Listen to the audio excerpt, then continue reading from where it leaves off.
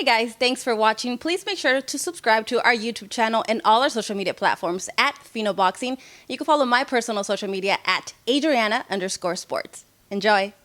Saturday night. And also Zhilei Zhang. You know, I think anytime there's an undefeated Chinese heavyweight, I mean, that sounds pretty good to me, because that can open up a whole new market for us over there. And of course, the young guns as well, Reshat Mati, Raymond Ford, Arthur Baisanglov.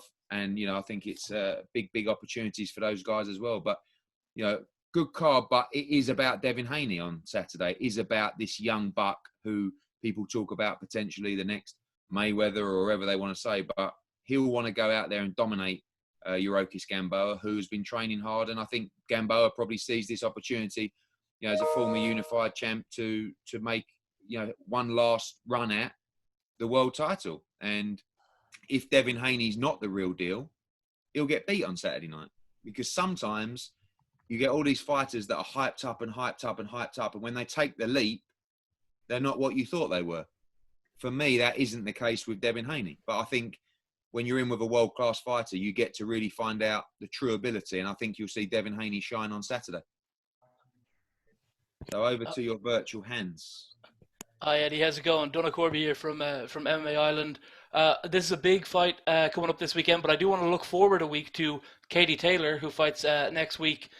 I just spoke to Scott Coker recently, and he says that there is a dialogue there between you and Bellator about doing this Chris Cyborg super fight. However, he also said that a deal breaker is this MMA fight, which I thought was a polite way of saying we're not interested. Could you tell us exactly what's gone on between you and Scott Coker, and how likely it is that at some stage we see Katie Taylor step into the ring with Chris Cyborg? Well, I think, you know, women's boxing is something that I'm very, very proud of at the moment, and we've still got a long way to go. You know, I mean, we've got a long way to go with regards to equality of exposure, equality of purses. But that, you know, I had an interview with The Athletic this week, and they were saying, you know, some women are saying that they're not, you know, getting the same money for a world title fight as a male world title fight. It has nothing to do with male or female. It comes down to the commercial value of each individual fight. Now, the top end of women's boxing is already there. You know, Katie Taylor is earning more than male world champions. You know, we got a world championship triple header of female boxing coming next weekend with Katie Taylor. You know, and for me, I look at those fights, those super fights, and I look at options for Katie Taylor, and Chris Cyborg is really one of them. You know, Clarissa Shields against Savannah Marshall, that's another super fight that can land for early next year. But I think with Katie, you know, that the crossover fight always creates a lot of interest. I can't imagine Katie Taylor in a cage, right? You know, she's a boxing purist. But if Cyborg wanted to entertain a boxing match, and, you know, there's not been any negotiations, but I've certainly reached out to Scott Croker and said, you know, I think that's a super fight. And at some point, you know, Chris Cyborg is going to want, you know, the biggest financial fight available. So we'll see if Katie Taylor can get past Gutierrez next week, but we'd certainly be open to Taylor versus Cyborg in 2021.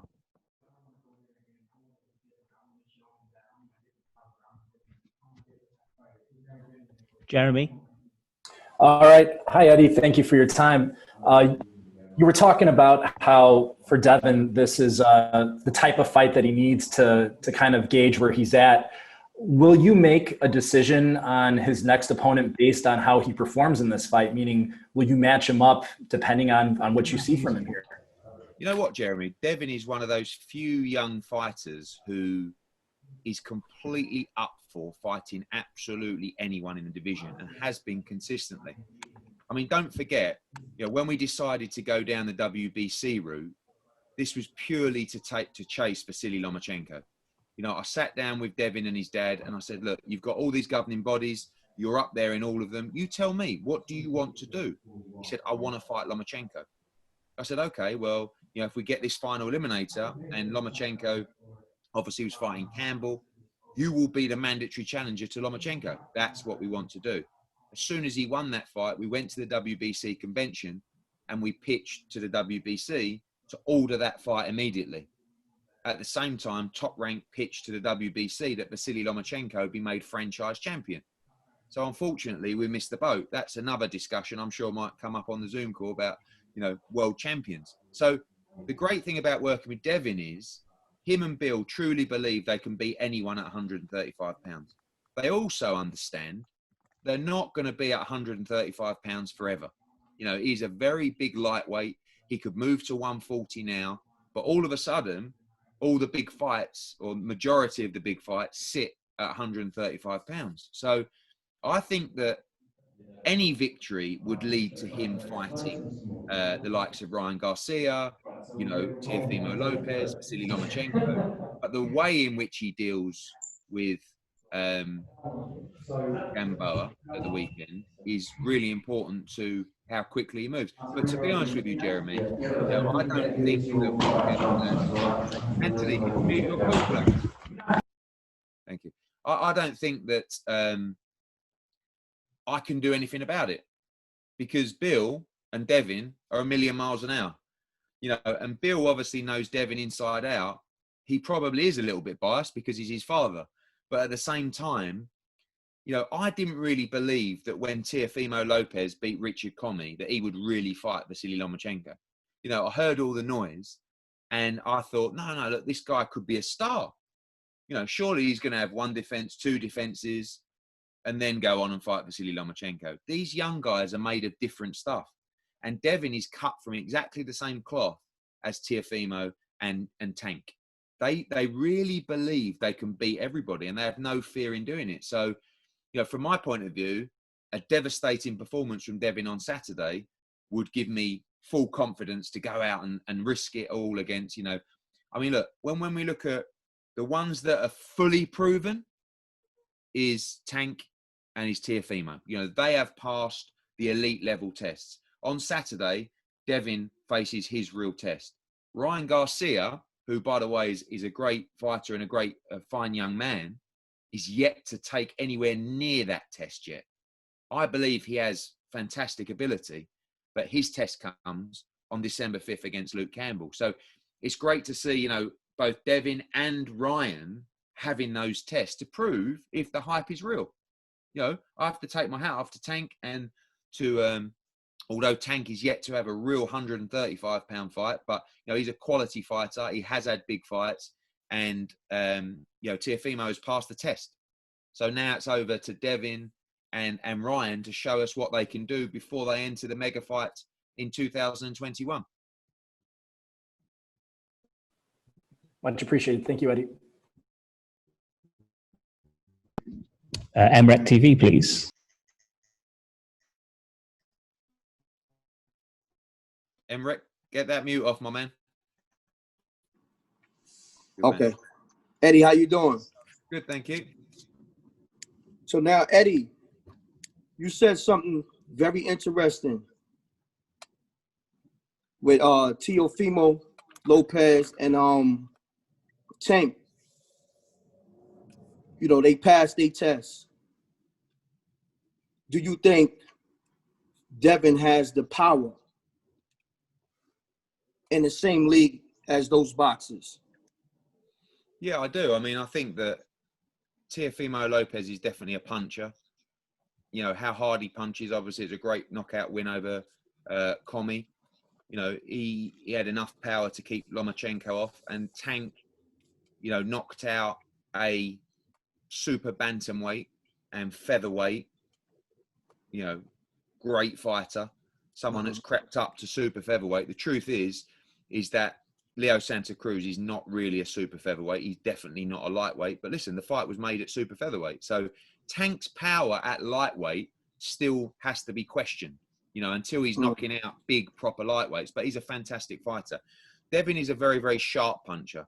You know, you saw that against Antonio Moran. You saw that against Abdullayev, who's very, very tough. He broke his orbital bone, you know. And I think that sometimes, you know, Devin is so young. And when these fighters learn to sit down on their shots more and more, they start to carry more power. And as their confidence and belief grows in the ring, they will carry more and more power. So, yeah, I think that Devin definitely punches hard enough. I expect this fight to be back and forth. You know, I really feel, speaking to Gamboa's team, that they kind of look at this as we're throwing the kitchen sink at this opportunity. This might be our last one.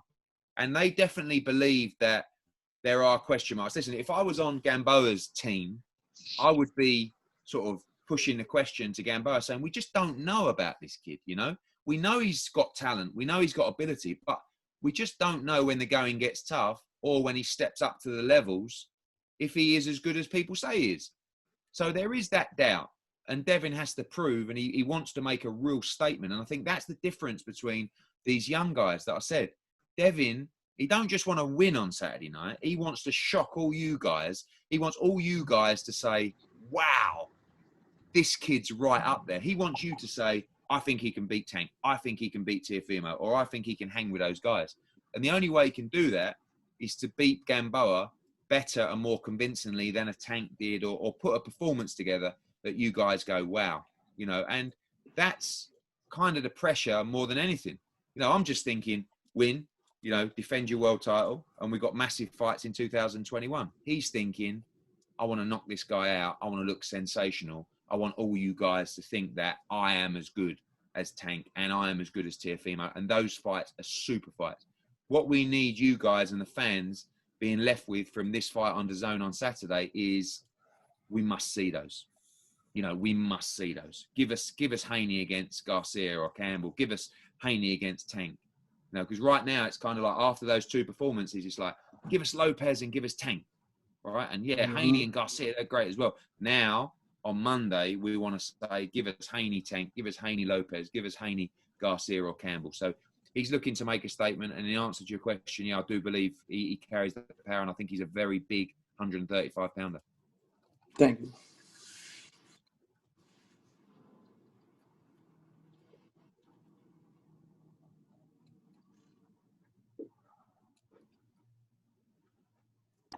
Hans next, please. As I said in the chat, guys, please follow the chat. Thank you. Hans.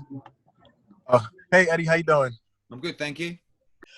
So yeah, before Teofimo fought and beat Lomachenko, obviously, you thought really highly of Lomachenko. If I'm not mistaken, I think you had him number one on your pound for pound list. Since the loss, he's obviously dropped a few spots. But let's forget about the loss for 1 second, and let's just say that you know, Haney was able to get his wish and face off against Lomachenko before he fought Lopez. Do you think Haney could have got that win, or would you have favored Lomachenko to win? How would you have seen that playing out? If Haney boxed Lomachenko? Yeah, before he fought Lopez. Look, I rate Lomachenko so highly. I mean, I think he's a great guy. I think he's a great fighter. I gave a great prediction for that Lomachenko-Lopez fight where I said, I think Lomachenko would win every round. You know, how wrong was I? I woke up on Sunday morning and checked my phone. I couldn't believe what I saw. Look, one thing's for sure, you know, speaking to Igis Klimas, he said he wishes they would have pulled out the fight with a shoulder injury. But, you know, they were worried they might not get an opportunity. But it doesn't matter. What Lopez done was he came in with the belief and he walked the walk, you know, and he could have made himself look very silly if he would have lost every round. But he was too good on the night, and he deserves a massive amount of credit. Bill Haney and Devin Haney saw or believed that they were the ones that could beat Vasily Lomachenko. So it's easy for me now to say, yeah, Devin would have done exactly what Teofimo did. But on that night, I believe for sure Devin Haney would have beaten Vasily Lomachenko. Now, if that fight appears for us, you know, obviously we know that. And by the way, when Top Rank made sure that Devin Haney be mandatory to Vasily Lomachenko, it's not Vasily Lomachenko's fault. He would fight anyone. So I have to think that fight is another potential fight for Devin Haney if Devin and Bill were up for that. You know, if we can't get Tank, get Teofimo Lopez, then the Vasily Lomachenko fight is still a very big fight for Devin Haney. But like I said, I believe that, you know, the next fight for Devin Haney after this is the winner of Ryan Garcia against Luke Campbell. But in answer to your question, I believe Devin Haney on that night would have beaten Vasily Lomachenko as well. Gotcha. So I want to follow that up with talking about Gamboa. You mentioned a few times that, you know, the way that Haney is gonna, you know, pretty much get his star power up, get his name up, you know, is you have to go in there and do a real number on Gamboa. So my question to you is, does it really matter? I ask you that because, Gamboa was terrific. Like I've always told people, he used to be Lomachenko before Lomachenko. Just my opinion. He was really, really terrific in his prime. But right now he's about to be 39 at the end of December. He's already had, all of his losses came via knockout. So it's like a lot of people expect Haney to win, and they expect him to win extremely comfortably, either winning every round or winning by stoppage. So, I guess the question is, does it really do anything for him? Or would you rather, after he gets past Gamboa, I know you want Ryan Garcia versus Luke Campbell winner, but would you be interested in just putting him in there with a guy like Jorge Linares? I think a win over Linares would be pretty big for him. That's a good fight. We asked Golden Boy for that fight, and they already had a fight scheduled for Fortuna, which actually fell away. I disagree a little bit with what you're saying. I think, we know the talk about how good Haney is, but when you compare Gamboa to Abdullayev, which was his best victory so far, they are gulfs apart. I think people are tending to forget the fact that, he did well against Gervonta Davis. He ruptured his Achilles in the second round, and he battled away in that fight, and he got stopped, with what in the final round. So I do expect, and I think the pressure is on Devin Haney, because everybody just expects Devin Haney to blow through these guys. That's fine, as long as Devin Haney is the superstar that we all perceive him to be. But this is by far the biggest test of his career. And I think when you're fighting a guy as good as Gamboa with as much experience, it sort of says, this is my final chance to win a world title, then I think you're going to get a guy who's coming to win. And I think you're going to get a guy who's much, much better than anything Devin Haney has ever fought. So like I said, if I was in the Gamboa team, this is the kind of thing that I'd be drumming in. We don't know. Might be all right with this kid. I don't think so. I think he's the best lightweight in the world potentially. So let's see him pass the next test. But in answer to your question, I don't mind the Linares fight next, actually. I think that's a good fight. But I do think that the way fight fans are, they don't want to wait, do they? And by the way, Devin Haney doesn't want to wait. So when fight fans don't want to wait, Haney doesn't want to wait, Bill doesn't want to wait, the team don't want to wait, let's see it. Let's see if this guy is the real deal. And you imagine you get to 2021 and you're talking about fights between Ryan Garcia and Devin Haney, Tank against Lopez or Tank against Haney. These are the super fights. And it's not a case of, when we go back to the 147-pound division, where it was like, Mayweather, Pacquiao, guys that are approaching the end of their careers. Even now, Keith Thurman, Danny Garcia, Pacquiao, who knows how long, even a fighter like Spence has got left. Crawford is still got time, but he's, they're all guys, these guys are just starting. These guys have got 3, 4, 5 years, moving from 135 to 140, mixing it up, fighting all these guys, Jose Ramirez, Josh Taylor. There's so many great fights for these guys, and I'm very excited, but I think he's under a lot of pressure, because if he beats Gamboa unconvincingly, the hype bubble bursts a little bit. So he will be doing everything he can to make a major statement on Saturday.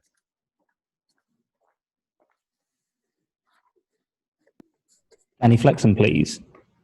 Hey Eddie, how you doing? Hey Danny. Good to see you, mate. Just a quick one, and sorry to take you off topic, but I feel like I'm representing the UK a little bit here, and we all want to know what's happening with the Dillian White situation. We saw a couple of people throw their hat in the ring yesterday, Derek Chisora being one, Michael Hunter another. Just what's the latest on that November 21st show?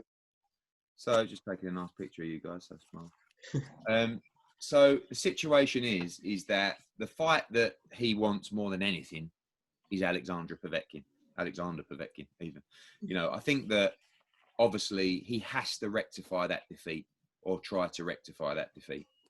There is one fight, I believe, that he would take, and that's Tyson Fury on December 5th. I'm not sure we expect that to happen, but at the end of the day, unquestionably, Dillian White would fight Tyson Fury on December the 5th if they wanted to discuss that fight. Chisora came on, it was a little bit of, it's 2.5 weeks now.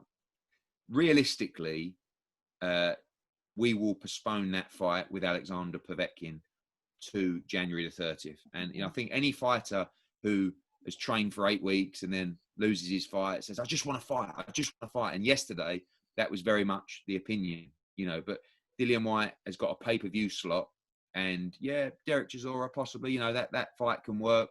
Michael Hunter even threw his name into the hat for free, apparently, you know. But that's not a pay-per-view fight for November 21st, especially with the clutter coming up. So I said to Dillian, unless we get asked to fight Tyson Fury, which he would do in a heartbeat, you just got to wait till January 30th. I mean, that's the fight for you, and that's what we'll do. And we'll announce that in the next 24 hours, and we'll also keep the Saturday night fight night with Ben against Sebastian Formella headlining that card with the other undercard underneath that. So, you know, we then go on a run of Saturday night fight nights in the UK with Katie Taylor, Conor Benn, and of course Billy Joe Saunders against Martin Murray. Great stuff, Eddie. Thank you.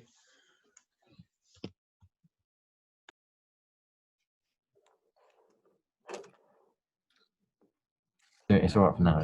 Marcos? Guys, please follow the chat. Marcos is next. Yes. I unmuted. Hey, Eddie, how's it going? Good to see you, man. Good, mate. Good to see you. Hey, man, it's been a real long time since I've had a chance to chat with you, so it's good to see you. 2 questions for you, Eddie. The first being, since we saw a show last Saturday with a size amount of fans, what is Matchroom's plan in the U.S. to get fans in the arenas? Are we relatively close, or are you guys still being cautious with that? I'm definitely being cautious. I mean, the guys have done such a great job.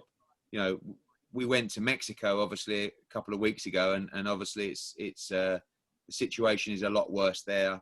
We're keeping these fights as safe as possible for the fighters and their teams and our staff as well. Very important. Shout out to Eric Botcher, our matchmaker. Unfortunately, went down with COVID, and you know all the other guys were tested and they were all good. And every event now, Marcos, is like a sort of cross your fingers scenario. You know, I just read that Bachel tested positive there. You know, and you know our guys got tested yesterday negative, and it's like, oh, you know, obviously Alexander Povetkin got it yesterday. So the key for us now is to make sure we can maintain the momentum of the sport, keep the fights coming for our broadcast partners, and keep our fighters active.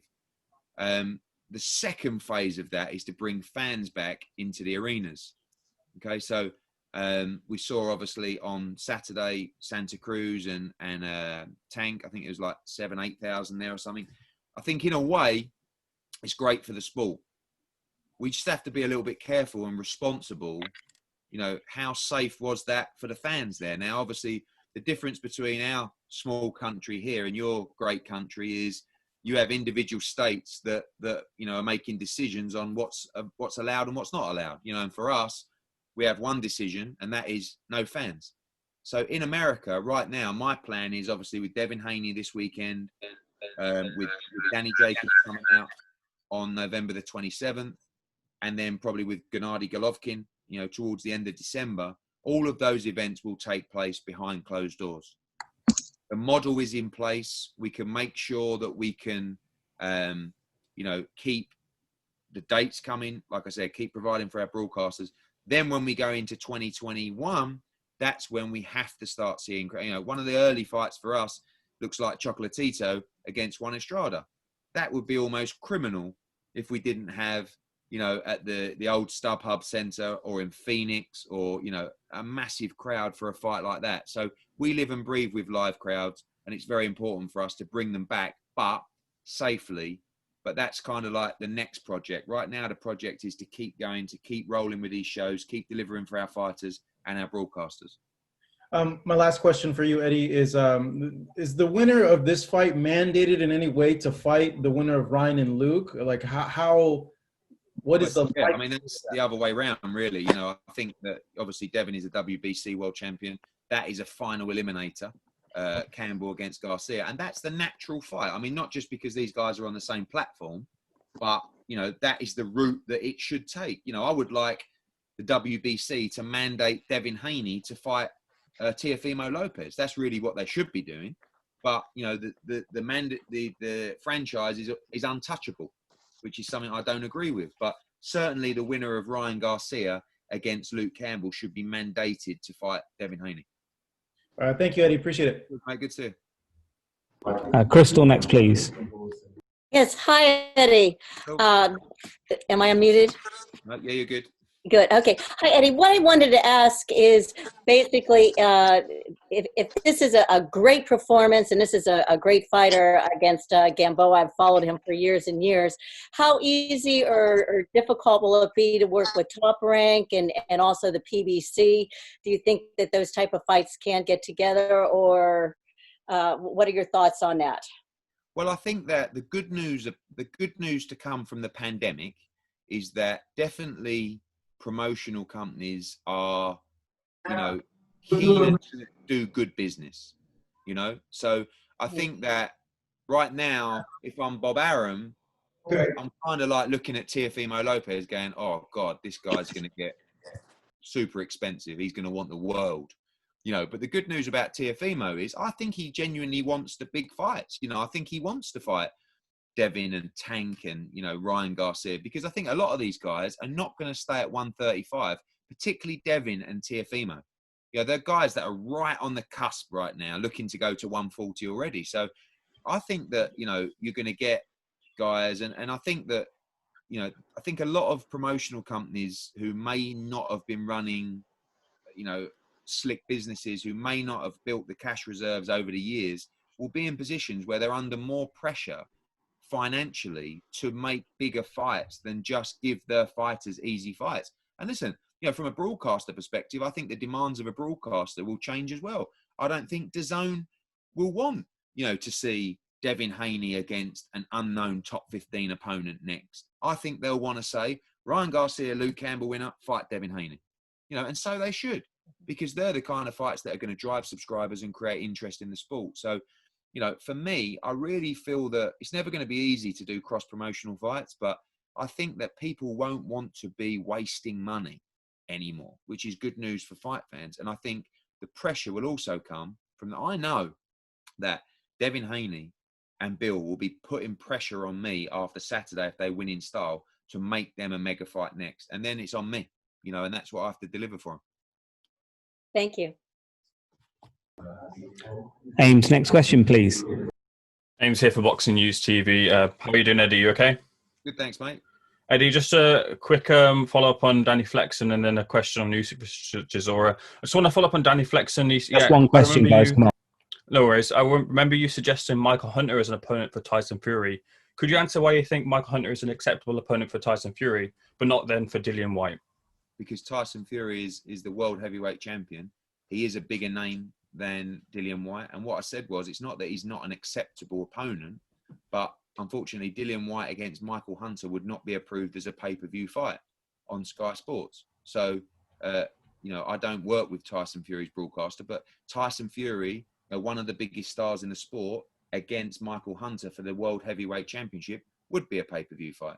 And when you're talking about the likes of Tyson Fury against Ajit Kabayel or Carlos Takam, the Michael Hunter fight is a much, much bigger and better fight than those two fights that are already approved for pay-per-view. Can I follow up with the question? Is that okay? One quick one, yeah. Sure. Just taking your mind to Usyk versus Chisora, would you concede that in these COVID times when we have a reduced atmosphere, there are those at ringside on fight night who are partisan to a particular fighter, and I'm talking about outside of the cornermen, and they're audible on the presentation of the fight. They can affect the presentation and sway the opinion of others at ringside and the viewers at home watching. Would it be better in terms of the viewing and neutrality to not have that partisanship at ringside? No, because everybody has the same numbers there. So, unfortunately, Tony Bellew was there working on behalf of the broadcaster. David Hay is Chisora's manager, right? And they were the two guys making virtually all the noise for Derek Chisora.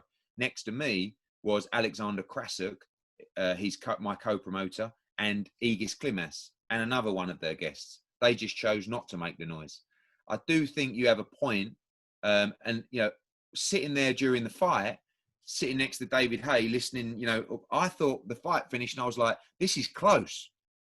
And then I went over to Sky and BBC and they were like, no, Usyk's 184, 875. It's comprehensive. And I'm like, so in that respect, yeah, I actually think that judges should wear headphones. You see that a lot, actually. I believe the WBC have some opinions on that as well. But actually, if that fight was at the O2 in front of 18,000 Brits, you may have got a lot tighter scoring in that contest. And that's more of a concern than one or two blokes just screaming and shouting from the back of the room. I actually quite like it, to be honest with you, because we have no atmosphere at the moment. And if you were in the arena, it was actually quite compelling. It's better when you get two sets of representatives screaming and shouting. But Usyk's team were a little bit calmer. They obviously felt they were a lot more comfortable in the fight and chose not to. But, I don't mind the screaming and shouting, but I do think that it does raise the question of whether judges should wear headphones. I think the scoring was quite comprehensive. And if the scoring would have been controversial, I think your question would have a lot more validity. Thanks, Eddie. Okay, guys, Devin is here now.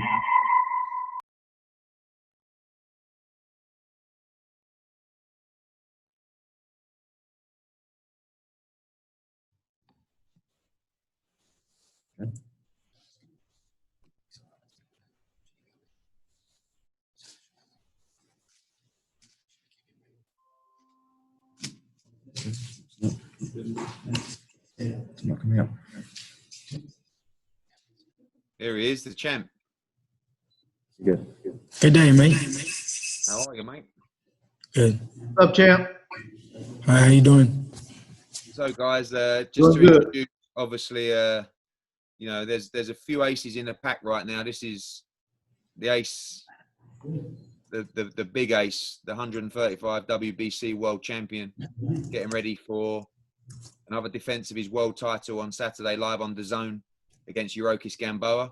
We're going to pass over to the floor WBC world champ.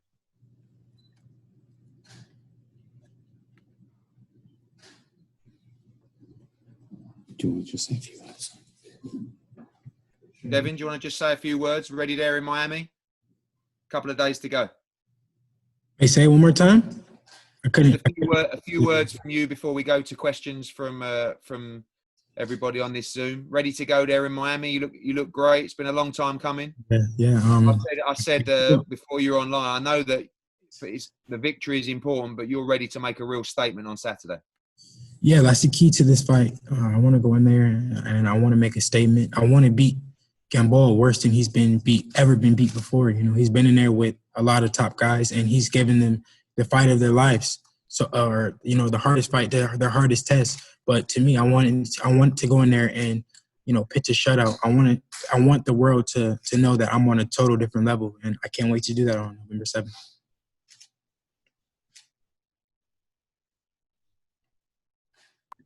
Okay, first question. Subscribe to Fino Boxing right now, or else. Bah, bah, bah.